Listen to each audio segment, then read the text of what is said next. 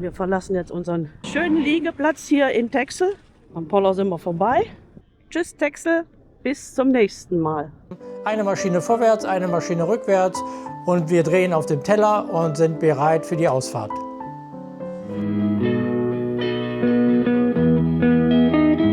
Mit der linken Maschine jetzt fahre ich nur, wenn und scharf Steuerbord, brauche ich jetzt nur die rechte Maschine auf rückwärts zu stellen und schon drehen wir.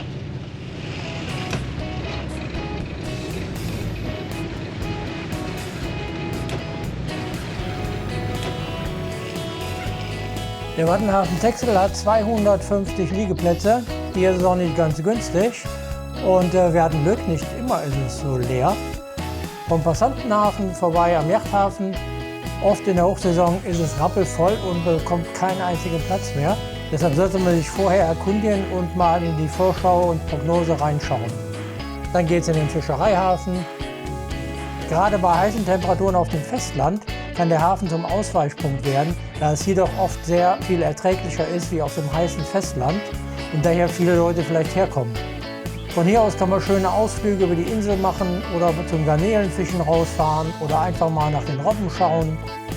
Bodenschild ist gut 7 Kilometer von der Fähre weg, also auch ohne eigenes Boot gut erreichbar. Wellen sieht gut aus, Wind ist nicht stark. Wer natürlich Richtung Harlingen fährt und bei doch Wellengang, der sollte vielleicht bei Niedrigwasser fahren. Dann schützen einen hinterher die Sandbänke vor Welle und es ist eine deutlich ruhigere Fahrt. Alles klar, auf der Adria Doria. Gib mal Gas!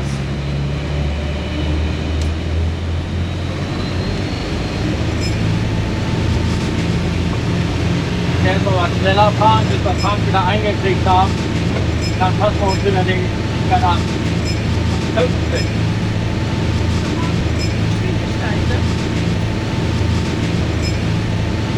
Und wer unsicher ist, der macht einfach die Wasserkarten-App auf. Da sieht man die dunkle Linie, wo die Schnellfahrstrecke ist. Und das ist auch unsere Route zwischen den Tonnen. Das macht die Sache ganz einfach. Da kann man nichts falsch machen.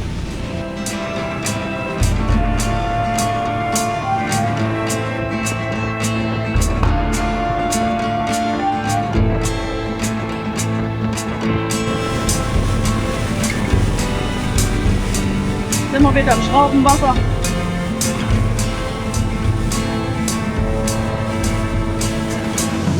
Da hinten ist die Einfahrt zur Schleuse Kornwerder Sand. Die war gerade geöffnet worden und es kamen hier einige Segler raus. Deswegen gehen wir auch ein bisschen vom Gas, damit wir die nicht umschubsen. Ja, hier sieht man, wie die ganze Armada an Segelschiffen rauskommt. Mal schauen, ob wir noch mal schneller fahren können. Da vorne ist ja schon unser Ziel. Guck mal, ein Charterboot wieder. Ein Charterboot im Wattenmeer sieht man auch nicht so häufig. Die Boote mit dem blauen Rumpf sind wirklich schön. Aus Richtung Harlingen kommt jetzt hier ein Flusskreuzfahrtschiff an uns vorbei. Keine Menschen an Bord. Ja, ist nicht im Einsatz. Das sieht so aus wie so ein ganzer Club, wie eine Clubausfahrt oder so.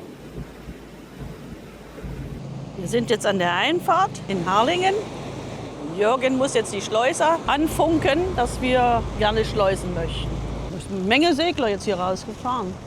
Hier aus dem Hafen hinter der Brücke sind auch Unmengen Segler rausgekommen. Wir mussten eine ganze Weile warten, bevor wir weiterfahren können. Das muss ganz schön voll gewesen sein. Ja, ja. Ein kurzer Blick in den Hafen rein, der ist jetzt relativ leer. Jo, jo, jo. Schauen wir mal, was hier noch so passiert. Und hier ist eine Fähre. Vorbei an der Schnellfähre, mit der fahren wir morgen. Wir müssen durch den ganzen Fährhafen bis zur Schleuse. Die ist gerade auf. Zuerst habe ich gedacht, wir kommen mit. Du bist sicher, dass du damit reinpasst? Du kommst nicht mit rein. Wir legen an und holen unsere Popfender raus. Das ist mal wieder der Grund hier für die Popfender. Der hängt jetzt da im Wasser und schützt unser Boot an der Mauer. Perfekt. Die zwei kämpfen auch mit der Bordwand. Und wir, dank Popfender, sind ganz entspannt. Der Segler geht zuerst rein, weil die Brücke aufgeht, ist ein Segler drin. Der kommt raus, dann geht der Segler rein, dann geht die Brücke wieder zu und wir sind so niedrig, wir passen auch durch die geschlossene Brücke. Deshalb fahren wir danach. Mit 3 Booten wird es natürlich schon eng bei 40 Meter Schleuse. Ich hatte das Manöver ja mit dem Schleusenwärter abgesprochen. An Wildwest-Methoden, an Schleusen haben wir uns ja mittlerweile gewöhnt. Aber was dann passierte, war an Dreistigkeit kaum zu überbieten. Wir legen gerade ab, da kommt von der Seite ein Segler angeschossen und will sich reindrängeln. Der wird aber direkt vom Schleusenwärter über Funk zurückgepfiffen und dreht auch sofort ab. Zu viert hätten wir nicht Platz in der Schleuse gehabt und hätten dann wieder draußen bleiben müssen. Das ist schon unfassbar. Mit 3 großen Booten in der Schleuse ist es schon eng. Aber durch versetztes Liegen und Aufrücken klappt es dann doch.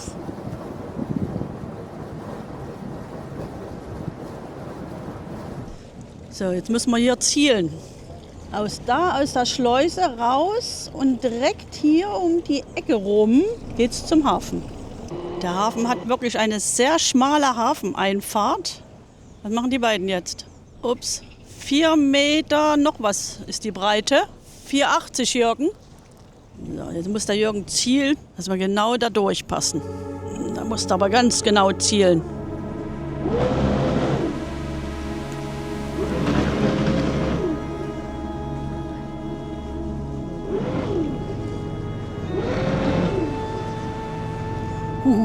Wir sind durch. Da musst du Zielwasser trinken, um durchzukommen. Das ist ja wirklich ganz knapp. Dann durch? Durch die Brücke durch, ja? Ja. 1 Uhr kriege ich die Brücke. 1 Uhr. Eine halbe Stunde. Okay, dann legen wir jetzt die an. Um 1 Uhr macht er die Brücke auf.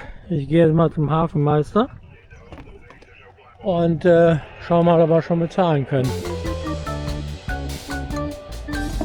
Und Frank ist schon dran. Ich habe schon für dich alles eingegeben, muss nur bezahlen. 64,50. Okay, hallo. Ja. Heimathafen, die Kling. Auf. Jawohl. Länge und Breit. 13. 4,1. Ja, jetzt haben wir alle fleißig bezahlt und jetzt wird die Brücke für uns geöffnet, damit wir uns da hinten schön an die grüne Kante legen können. Jürgen, hast du Zielwasser getrunken? Du musst jetzt zielen. Ja, gut. Du bist schön mittig.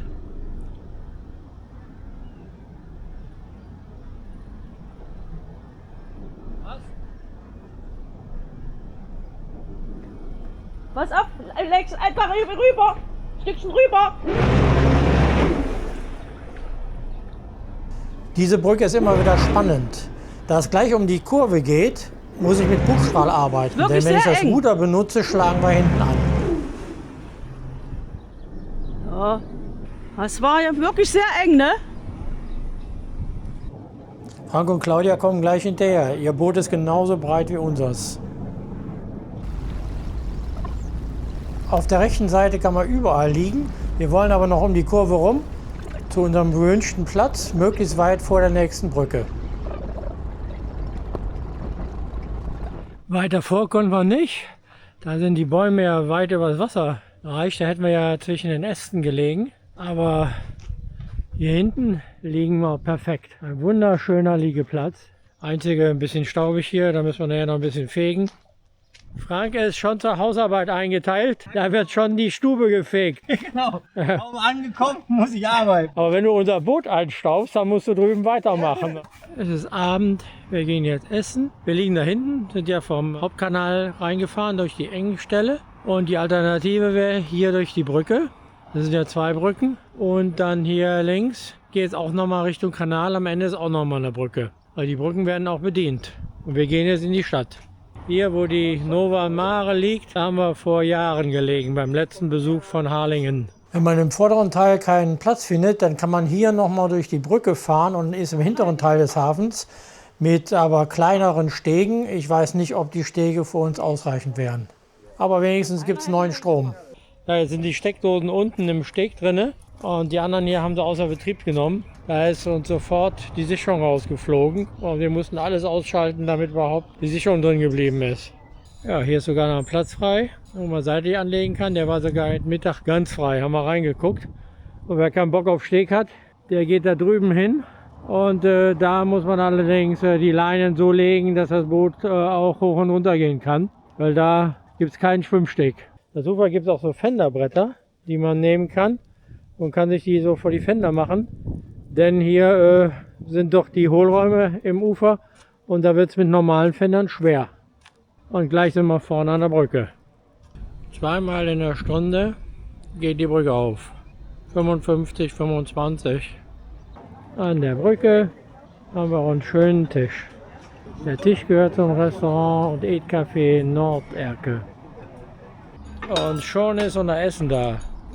Mixed Grill, Surf and Turf. Sliptongs Die sehen sehr gut aus. und Entrecot. Und dazu gibt es Bratkartoffeln und Pommes. Und Salat. Hier im Café Norderke haben wir gut gegessen. War nicht günstig, die Preise sind schon gut hoch. Aber es war lecker und ja, kann man auch empfehlen. Aber die Portionen waren jetzt nicht so riesig, deshalb gehen wir jetzt was Eis essen. Und 100 Meter weiter ist auch schon die Eisdiele, Min 12. 2,50 € die Kugel, an die Preise muss man sich hier anscheinend gewöhnen. Aber immer noch günstiger als die 3 € in Deko. Allerdings waren die Kugeln da größer. Hier geht's rein und dann geht's da hinten in den Hafen, wo wir eben gegessen haben. Und hier rechts kann man auch noch in einen anderen Hafen reinfahren. Also Platz ist hier zumindest um diese Zeit genug. Die letzten Sonnenstrahlen, wir gehen jetzt zurück zum Boot. Harlingen hat schon einen schönen romantischen Hafen. Gerade haben wir extra noch eine Rasenfläche gefunden. Zurück geht's durch die historische Altstadt von Harlingen am Zoutslot vorbei. Hier wurde früher mit Salz gehandelt, ist dann verfallen und ist dann wieder hervorragend restauriert worden und ist jetzt total schick. Und wenn der Kofferraum nicht reicht, dann gibt es noch eine Zusatzoption. Und am Ende dieser langen Straße kommen wir am Hafen raus, an der kleinen Brücke, durch die wir durchgefahren sind. Durch diese kleine Brücke mussten wir durch, auf diese Seite. Und da das nicht schon schwer genug war, geht es hier auch gleich noch um die Kurve. Auf dem Weg zum Boot geht es dann zum Schluss noch durch einen kleinen Park. Da gibt es auch einen kleinen Imbiss, der hat leider zu. Und von oben kann man so die Einfahrt und auch die Kurve sehen, wo wir reingekommen sind. Auf der anderen Seite ist Wohnen angesagt. Und ja, dann geht es hier rechts um die Ecke. Und wenn man zur Fähre will, dann geht man hier gleich den Rasen hoch und durch den Park und ist dann auch wieder zurück am Fährhafen.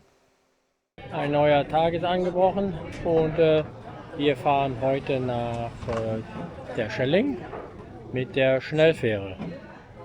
Das wird auch mal ein spannendes Erlebnis, haben wir ja auch noch nicht gemacht. Statt mit dem Boot rüberfahren, fahren wir mit der Fähre. Bevor es losgeht, wollen Claudia und Frank noch was essen. Was bietet sich da an? Der Fischladen direkt gegenüber dem Fähreingang. Und Marina passt in der Zeit auf Anna auf. Und Marina ist Hundesitter. 12:10 Uhr geht's raus. Die Schnellfähre steht da auch schon. Doch deutlich kleiner wie die normale Fähre. Und wir fahren mit dem Tiger. Da sind wir. Auf geht's nach der Schelling. Super. Da kommt jetzt gerade die normale Fähre an uns vorbei. Da kann man auch draußen sitzen. Und ja, hier gibt es nur Innenplätze.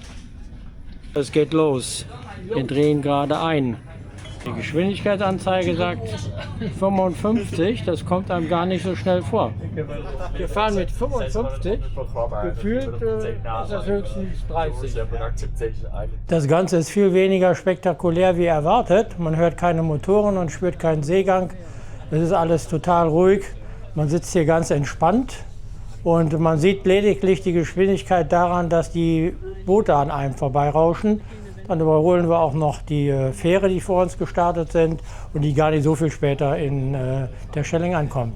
Und nach 45 Minuten sind wir auch schon da. Das ist die Schnellfähre und da kommt auch schon die andere Fähre an, die ein Stück vor uns losgefahren ist. Wir essen erstmal ein Fischbrötchen. Während der Yachthafen ganz weit hinten ist und ein ganzes Stück zu laufen ist, ist man von der Fähre direkt in die Stadt. Alte Erinnerung, wir trinken hier einen Schneewittchen und hier haben wir beim letzten Mal habe ich einen leckeren Fischsalat gegessen. Einer meiner ersten Salate in den Niederlanden. Vorher gab es immer nur Spare Ribs. Auch für Montag ist der Schelling gut gefüllt. Überall was los. Wir haben auch wieder super Wetter. 2,10 € pro Ball ist günstigste Eis jetzt in der letzten Zeit. 2,10 € die Kugel. Ja, guck, hier gibt es richtige Roller zu mieten, E-Roller. Ist ja toll. Das sind die, die wir nächstes Mal dann mieten, wenn wir auf der Schelling sind. Oder wir nehmen den. Der ist auch cool. Da können wir hinten drauf sitzen.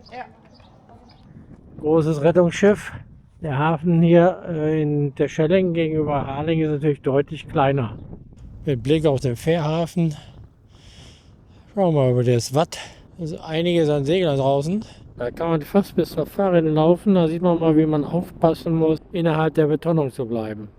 Und hier ist natürlich ein großer Strand. Sobald Wasser zurückgeht, kommt der raus. Und da hinten beginnen dann die Dünen. Und hier unten gibt es auch noch mal ein schönes Strandlokal. Jetzt sind wir hier schon auf dem Meeresgrund sozusagen. Ah, herrlich. Da hinten vom Strand sind wir gekommen. Und hier in der zweiten Reihe das älteste Café von der Schelling. Sobald man nicht auf der Hauptstraße ist, ist das wirklich verschlafen. Direkt am Hafen so ein Häuschen zu haben, ist auch nicht schlecht. Ganz schön viele, die hier zurückfahren. Hier sind auf dem Rückweg. Es geht hier ganz schön nah an den Sandbänken vorbei. Und schon sind wir wieder in Harlingen. 45 Minuten. War ein schöner Ausflug, hat Spaß gemacht. Allerdings muss man sagen, auf der Schnellfähre, da fühlt man sich wie im ICE. Da fehlt so ein bisschen das Schiffsfeeling. Da merkt man die Geschwindigkeit überhaupt gar nicht.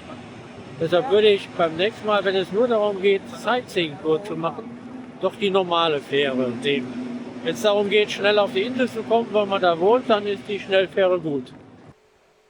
Von der Fähre geht es zurück zum Boot über die Hauptstraße, aber montags keine Touris, die Bewohner sind alle zu Hause oder auf der Arbeit. Hier ist absolut nichts los, die meisten Geschäfte sind zu. Und ja, am Ende dann sind wir doch wieder beim Chinesen gelandet und haben lecker gegessen. Mal Ente und ich habe wieder das Dreierlei Tipan. Nochmal Ente. Und Schade, dass da ist. Mixgrill, ja. Jetzt kommt noch Reis und Teller. Hat alles im Griff. Aber sieht gut aus. Auch hier war nicht viel los. Der Laden war ziemlich leer, aber war sehr gut. Wir haben hier den Platz in der Ecke gehabt und bei voller Sonneneinstrahlung noch herrlich gesessen. Und super gegessen. Und super gegessen. Zum Abend gibt es dann nochmal ein Eis. Das ist ja richtig voll. In Harlingen gibt es das beste Eis ever. Jetzt übertreibt man nicht. Doch. Hier Ja. schmeckt das hier hervorragend. Lecker Stracciatella. Okay, Lecker also Eis. wirklich gut. Kann man empfehlen. Auf jeden Fall. Und die Brücke ist auf. Es kommt noch einer rein. Bis 22 Uhr kann man hier reinfahren. Und die liegen auch schon im Bäckchen. Und heute ist es voller wie gestern. Es ist deutlich voller. Aber im Päckchen finden wir immer einen Platz. So, wir gehen jetzt zum Boot. Und dann ist auch Harlingen schon wieder vorbei. Alle sind noch glücklich mit ihrem Eis.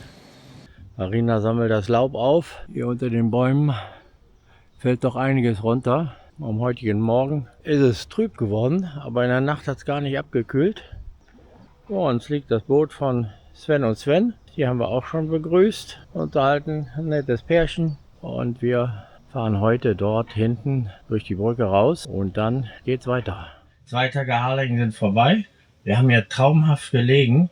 Wirklich so ruhig haben wir selten gelegen. Manchmal hat man nur die Vögel zwitschern gehört und wenn die ruhig waren, war es hier Totenstille. Also wirklich herrlich. Gegessen haben wir hier auch gut. Hier kann man überall an den Terrassen sitzen, am Hafen. Das ist wunderschön. Vorausgesetzt, es ist nicht so viel Wind. Und das Hafenflair hier ist auch toll. Ich liebe ja solche Häfen, wo so ein bisschen Gewusel ist.